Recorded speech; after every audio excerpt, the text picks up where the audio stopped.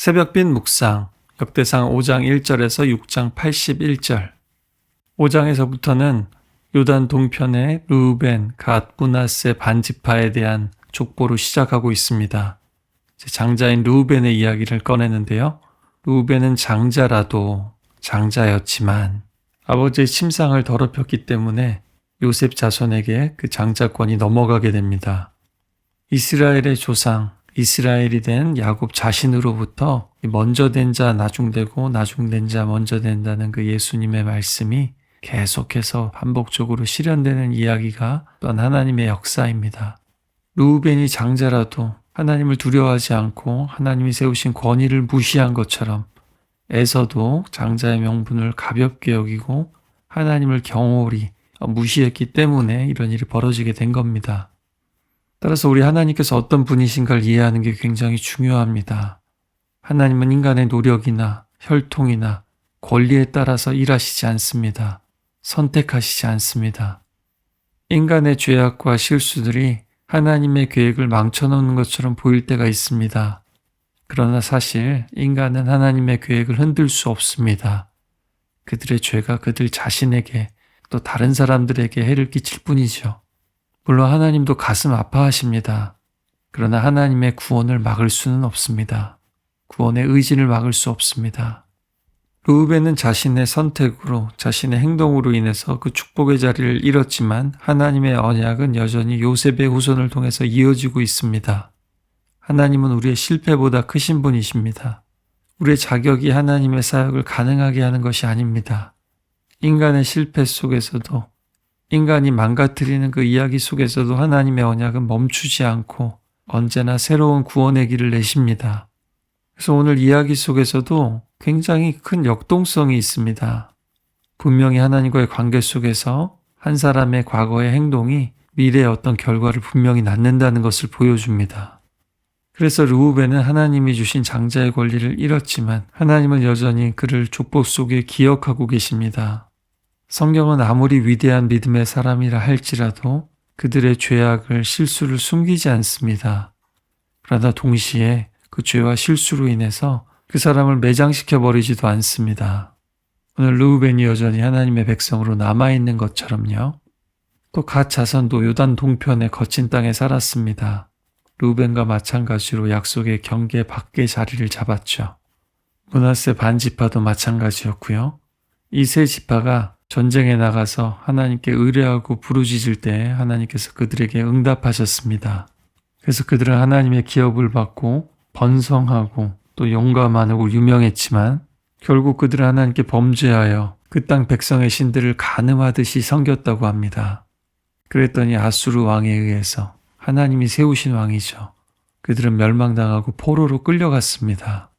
장 아메리는 고통은 기억을 만든다. 그러나 잊혀질 고통은 아무 의미도 없다고 말했습니다. 유배는 이들에게 고통스러운 기억입니다. 그러나 그 고통을 기록하고 기억할 때 그 고통은 회복의 가능성으로 뒤바뀌게 됩니다. 또한 이 세 지파의 이야기는 하나님의 약속의 중심으로 그 구심점을 향해서 나아가지 않고 주변부에 경계에 머물려는 사람들에게, 오늘의 신자들에게도 다시 한번 경계의 말씀이 됩니다. 하나님의 약속과 나의 소원의 그 경계 사이에서, 또 교회와 세상의 그 경계 사이에서, 복음과 그 현실의 경계 사이에 머무르려는 그런 마음이 때론 들지만 오늘 이 말씀 통해서 중심에서 멀어지면 위험하다, 다시 한번 기억할 수 있기를 원합니다. 6장에서는 레위인의 계보와 그들의 사역지 목록으로 이어집니다. 헤만, 아삽, 여두둔, 성소를 섬기고 찬양을 드리고 언약궤 앞에서 악기를 다루던 사람들입니다. 시편의 노래를 쓴 사람들이기도 하죠. 이들은 일상의 예배를 책임졌습니다. 성소에서 노래하고 향을 피우고 번제를 드리고 사람들의 죄를 대신 속했습니다. 이들은 앞선 지파들처럼 용맹스럽게 전쟁의 선봉상에 선 것은 아니지만 성막의 낮은 자리에서 일했습니다. 또 전쟁의 승패는 하나님의 언약에 있었습니다. 그래서 이들은 하나님의 언약궤를 운반하는 또 귀한 직책을 맡기도 했습니다. 이들은 온 이스라엘에 흩어져서 하나님의 일을 감당하고 사람들을 예배와 제사와 하나님의 말씀으로 이끄는 데 중요한 역할을 했습니다. 성전은 단순히 하나님의 집만이 아니라 하나님이 그분의 백성과 만나는 장소였죠. 그래서 레위와 아론 계보는 출신보다 직무를 훨씬 더 강조합니다. 혈통보다 사명이라는 거죠. 게르손, 고핫, 무라리 각 족속들이 받은 성읍과 그들의 임무가 구체적으로 나열됩니다. 그들은 광야에서부터 또 정착하고 성전에서도 그들의 찬양은 멈추지 않았습니다. 오늘날 교회 공동체도 한 공간에 모여 있거나 물리적인 일치가 중요한 것이 아니라 더 중요한 것은 각자 세상 속에 두신 각자의 삶의 자리에서 하나님 나라를 위해서 흩어져 일하는 것입니다. 또 다른 것 같지만 결국에는 하나된 부르심과 사명 안에서 이루어지는 연합입니다. 저작권도 없던 시대의 뮤지션인 그들이 다 유명하고 위대한 업적을 남긴 게 아니죠.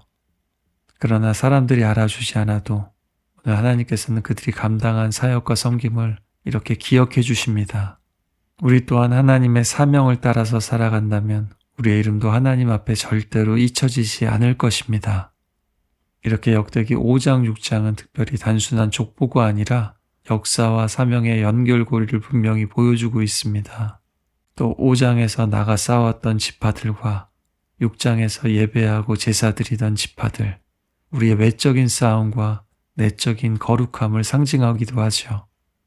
칼바르트가 한 손에는 성경, 한 손에는 신문이라고 말했다면 오늘 역대기 5장, 6장에는 한 손에는 칼, 한 손에는 언약궤라고 말할 겁니다.